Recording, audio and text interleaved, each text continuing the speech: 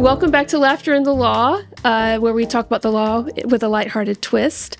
Today is not necessarily going to be so much about the law because today is going to be another book club day. I'm really excited to talk about this book because this book I have read, although I will say it's been over a decade. Yes. So, but this book was great because you gave it to me either right before I went into college or right around the time that I was going into college. Or maybe I was early years college. I think it was you were at least a sophomore. Yeah. Because I didn't read it till I was in law school. Okay. So I read it in law school, and then I passed it on to you. And I wasn't in law school till you were a sophomore. This is true. Fun fact: me and my two kids were all in college at the same time. Yeah. Yeah. Well, you had to wait for the nest to empty out before you could sell the nest and then pursue your dream. I did have a plan, and the plan was empty nest. And so pushed him to college and said, yay, now I'm gone. This book that we're going to talk about, we're going to do another book club session, mainly because I think that's Diane's favorite topic. And this book is called The Gift of Fear by Gavin de Becker. Yes, but next time, can we talk fiction? Because this is your second nonfiction read. No, we cannot. Okay, all right. So you're the boss. So I was introduced to The Gift of Fear sometime as a result of an Oprah show. And she had Gavin de Becker on her show, and he was talking about this book. The book was actually published in 1997, but I don't think it was that early that I was reading that book. I think it was sometime later that I actually got exposed to the book. Might have been a decade later or something like that. But that Oprah interview, if you can find it on YouTube, it's really good. That Oprah interview was so good that, and this was pre-Amazon, by the way, I literally got in the car, drove to the bookstore, and bought the book, and then read it. I think we need to say it was pre the Amazon craze. Okay. Because Amazon has been around since the 90s. Okay. But pre, Amazon being a signature part of our life. Your go-to for everything. Your go-to for everything. Yeah, you still drove to bookstores back then at Books A Million or whoever it may be, Barnes & Noble, and you still went and bought the book. Physically touched it and bought it and took it up to the counter. Searched the shelves and went, where is this? Oh, it's not in? Can we please order this book? Yeah. So I did that. I read the book, which we'll talk about in a second. And it was so good that I then went back and bought another copy and gifted it to you for either Christmas or birthday. I can't remember which. But Christmas or birthday, I said, you've got to read this book. And you did. I did because you pitched it so well to me. Yeah. And I was reading nonfiction back then. Yeah. I mean, I hadn't been burnt out on all the educational reading I had to do. So, but you pitched it to me and told me about, the parts that really resonated with you.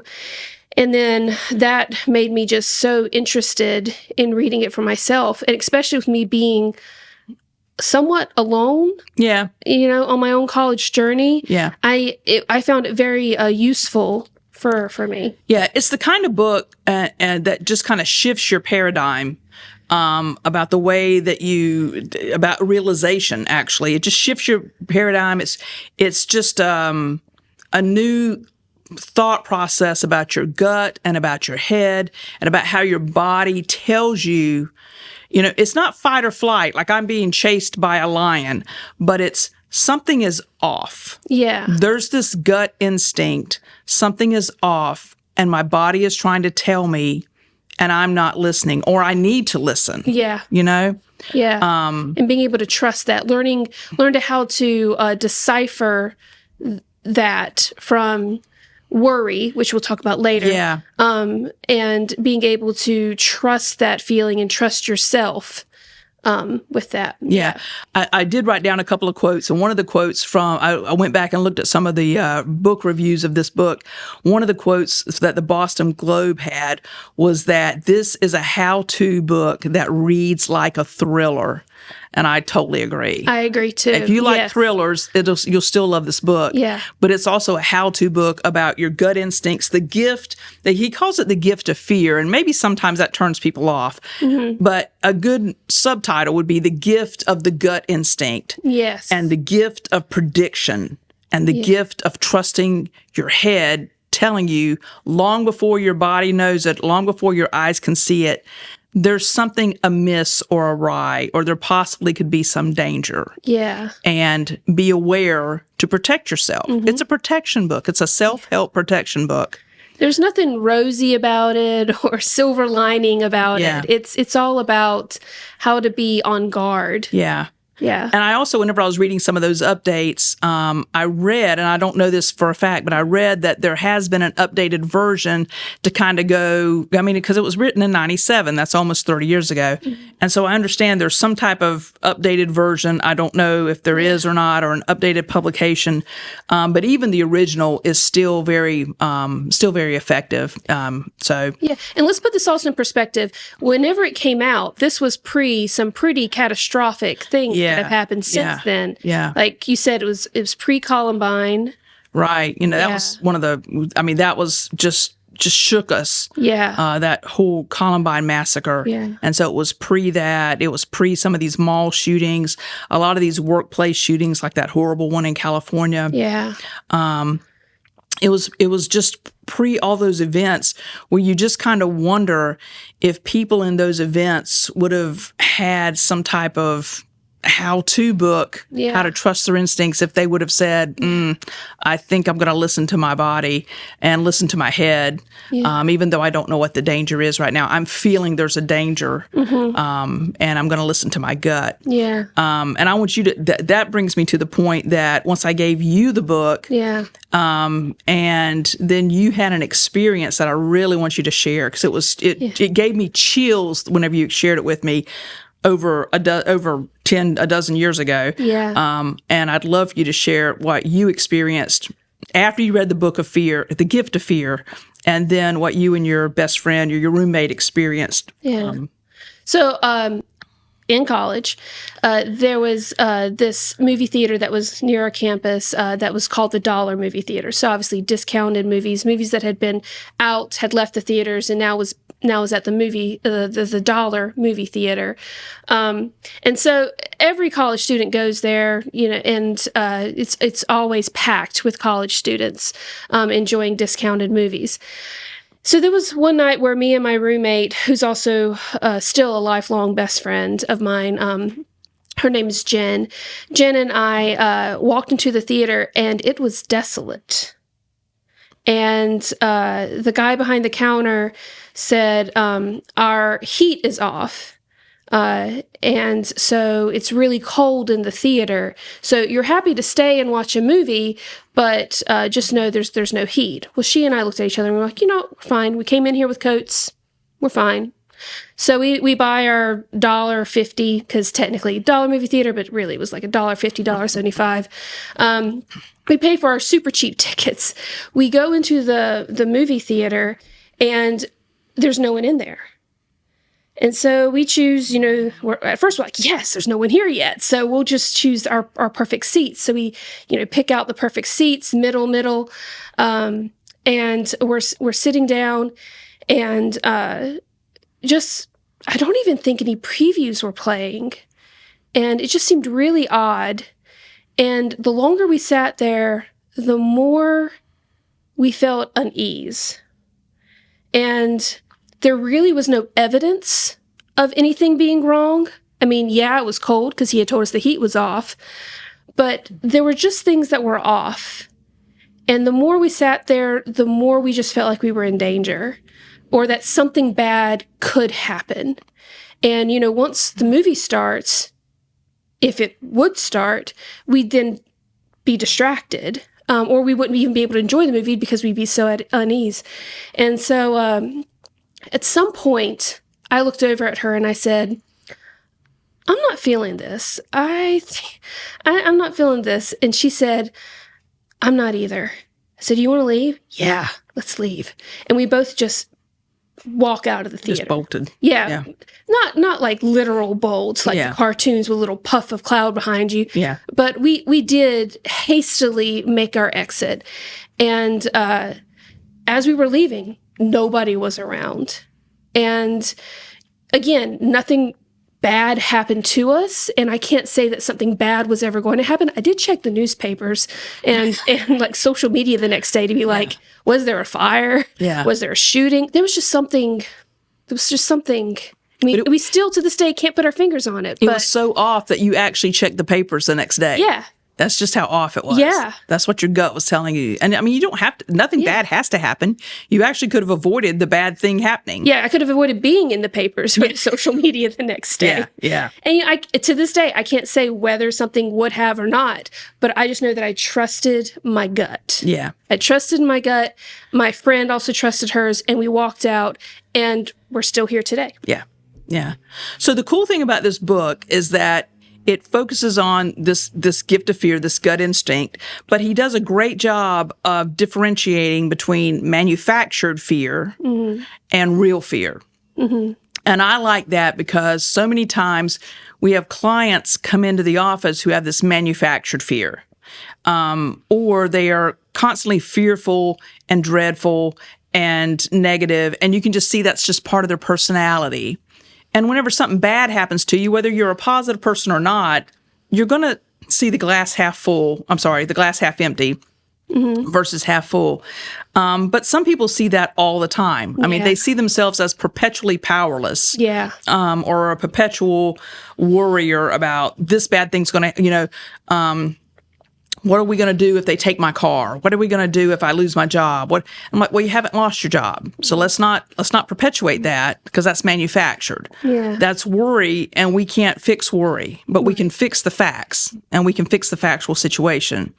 And so he talks about that a lot in the book about don't get so swept up in the manufactured fear, because then you can't be aware of your gut instinct, of the real, of whenever you really are fearful. Yeah. You can't be aware of that. You now have just put so much stuff on top of it to mask it that you don't even realize whenever your gut, your instincts, your predictions, and your brain is actually talking to you and saying, this is a situation you need to escape from or leave or get in a safer place. It's almost like there's so much internal noise that you can't hear the buzzer really going off. Yeah.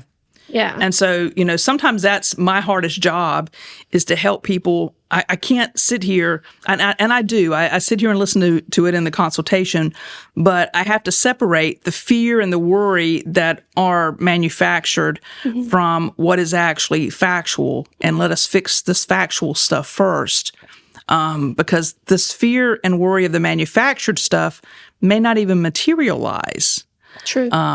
And I can't fix something that doesn't exist and doesn't materialize, right?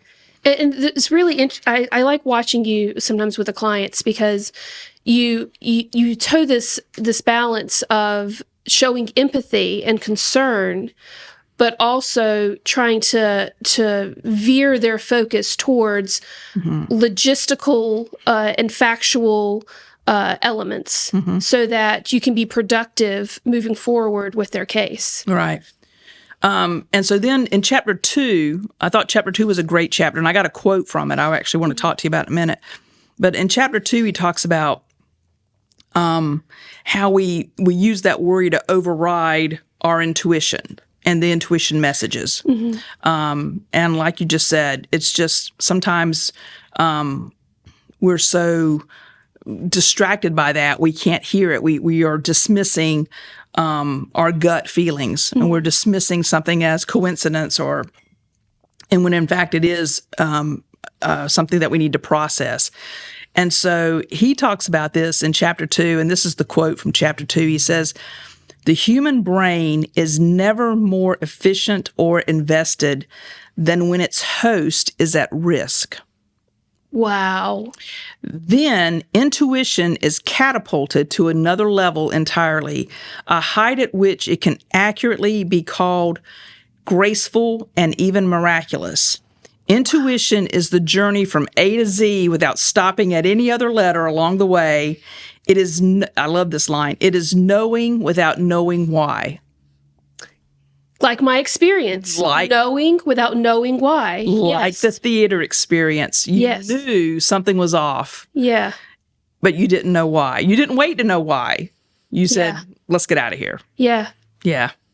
I mean, it is knowing without knowing why. I love that. And so, once you get into that and you start thinking about, and he gives you lots of examples, and I will tell you, if you've ever been in a domestic violence situation, if you've ever been sexually assaulted, this may not be the book for you. There are some triggers in this book, and he tells some pretty horrendous stories. He tells stories about folks who have been murdered, and he tells folks stories about girls who have been raped because they didn't listen to their gut instinct. He interviews these people, by the way. He doesn't just tell their story. He interviews them. He talks about domestic violence, and he kind of, in a way, is cavalier and says, well, if you're being assaulted, if someone is assaulting you in a domestic situation, get out. And that's easy to say, but a lot harder to do. Easier said than done. Easier said than done. Yeah. Not making excuses for that, but that's certainly, everybody's situation is different. Yeah. He does, however, point out in the book that, if you're in that situation, you cannot just depend on that little order, that DVO that says, hey, Mr. Bad Guy, you can't come around the house anymore, or else you'll be violating this order. Mr. Bad Guy doesn't care about that piece of paper. Mr. Bad Guy typically doesn't respect that piece of paper. Yeah. And it's typically going to take the police 3 to 5 minutes to get to you on a good day. So he does kind of point that out, that, you need to be thinking about how to protect yourself and not be reliant upon false security and things like that. But I think in a way he's a little cavalier about domestic violence victims and the way that he treats them. Maybe in the updated version of the book, he's taking care of some of that. Maybe so. And then later on in the book, the other part of the book I want to talk about was what he calls pins. And we won't talk about all Pins? What's that? Stop. Pins. What's that? PINS. He calls them pre-incident indicators. Okay. And he talks about body language, how you can kind of listen. Some of it's body language, some of it's verbalization. Okay. I'll give you an example.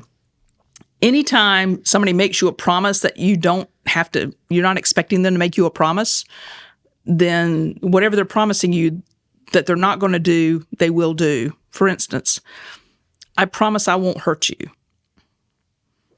Well, we weren't talking about you hurting me. Yeah. So I assumed you weren't going to hurt me. Why are you going to make me that promise now? Now, in a very different way, I see this a lot of times with lawyers and adjusters. Oh, yeah. I promise the statute of limitations is not an issue. Well, I wasn't talking about the statute of limitations, but let me be clear. The statute of limitations is an issue. I know it's an issue, and I'll know it's an issue once it passes, and you say, then I can't file a lawsuit. So I'm not going to listen to you promising me something that I haven't even asked for. Another one that he talks about is what he calls forced teaming. Ooh, forced teaming. Yeah, where, I don't necessarily have a relationship with you, but all of a sudden we are going to do things. We need to get out of the rain. We need to go inside and talk about this. And that also can happen in legal settings. The defense attorney or the adjuster tries to say, we need to get this case settled. We need to work together. Well, I'm working for my client. I'm not working for you. I'm not on your team. Right. So, let's remember whose team we're on here. Yeah. And so some of that is part of it. The last one I'll talk about, and I see this a lot, I see this so much, is whenever someone gives you too many details. Oh, yeah. You'll see in a real life situation, the guy at the corner wanting a $20 bill so he can have, I got to get a bus ticket to get to Wilson because my baby's in the hospital and my mama broke her leg and she can't drive and my car's broke down. And that's just way too many details for your story about why you need $20, Most of the time, this person's lying. And I see it in depositions as well. Oh, yeah? Whenever somebody starts giving me way too many details about a simple question, just way too many details. And that's why I like to videotape depositions. because I want you to give me all of those details. And 10 minutes later, I'm going to ask you a very similar question, and you're going to give me different details, which probably are going to contradict these details. And we're going to play both of those for the jury. So, that's a PIN. That's a pre-incident indicator whenever someone's telling you something that has just way too many details. Right, but those are verbal cues. What are some physical cues? He talks about, and you and I had a discussion about this off the camera, about what would be physical cues, and he has a list of what are considered these worldwide physical cues. Some may be more prevalent than others. You can obviously tell if someone's angry because their face is red and their nose are flaring, and usually their eyes get big. Did I say if someone that's angry? Yes. Okay. Whenever someone's angry, that you usually can tell that that's a physical cue. Yeah. You can tell whenever someone's thinking, they usually have their hand on their chin, or they've got their hand usually clenched if they're thinking about something. That's typically a physical cue. The classic example of if someone is lying to you about a specific fact, not about everything, because we don't stare at somebody while we're talking. Yeah.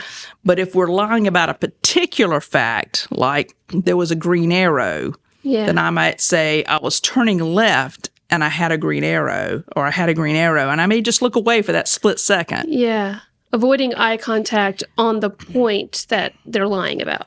Right. Okay. And usually there can be a myriad of reasons why somebody lacks eye contact regularly, because we look around the room. Yeah. We may get distracted by something that's happening to our right or our left or our periphery. But if you're looking away on that point, then the general consensus is that's a point that you're not being truthful about. You're committing to most of the story except for that piece where you look away. Yeah. And once again, that's another reason for video depots, because I can't pick up that on paper. I got to have it on a video. I mean, you might be looking down, looking at your next question. Yeah. Yeah. Yeah, because I may not see it because I'm looking at my next question. Yeah. But believe me, if I'm asking a pivotal point, I'm not looking down. I'm looking at the opponent. This is true. But that's basically it. We could talk about this book. It's got several other chapters and several other points. The biggest thing is that, you don't want manufactured fear. I'm not telling people to go out and be fearful about everything. No, don't. For goodness sake, do not live in fear. That is not. Your body can't handle that. It wasn't made for that. But what you do have naturally in your brain is a gut instinct. I say it's in your brain, it's a gut. What you do have in your brain is the ability to know when there is something that is going to harm you. The brain wants to protect its body. Yeah. It wants its body to survive. Isn't there somewhere in the book where he says your brain identifies what's wrong before it even sends yes. Before it even sends cues to your body? Right. So it's already picking up on things prior to you feeling it anywhere. Yeah. So by the time that you're feeling it, it's like, your brain's already decided there's something bad here. It's part of that precursor to knowing without knowing why. Yeah. Your brain knows. Yeah. And without knowing why. It's part of that precursor to that. Yeah. But it's not shallow. It's not worrying. It's not being fearful. It's not anxiety. It's not all those things. It's actually about ridding yourself of that unnecessary stuff so you can be more in tune with your body so that whenever it actually is a pivotal moment in time, you can act accordingly. It's a great book. Somebody described this book as a master class on prediction and intuition. And I think that just sums it up perfectly. Yeah. And it's still, whenever a book like this, a how-to book is almost 30 years old and is still relevant, I think it's a classic. And so I've recommended it repeatedly. I've given it away repeatedly. It's just a good book to have. And so whenever you were talking about doing books today, I said, let's do that one because that's one of my favorites. Yeah. And is there another tagline, something about a book every woman should read and every man should give a woman? Or something like that? Yeah. Every woman should read this book and every man should read this book and then give it to every woman he loves. That's what it is. Yeah. Yeah. Absolutely. I agree with that. I agree with that too. And I'm not making anything off of selling this book. I don't have a click the link below button. No. It really is just that good of a book. No, yeah, really is. So. And I mean, it's even Diane approved, who usually reads just fiction. So, yeah. That's all I got for you. Well, that's all I got for them, too. Okay. That's all we got for you. That's all we got for you. Yeah. So thank you so much for joining in. We hope that we've enticed you to read Gift of Fear. And we hope you'll tune in again whenever we have our next episode. This has been Laughter in the Law, where we talk about the law with a lighthearted twist. Thanks.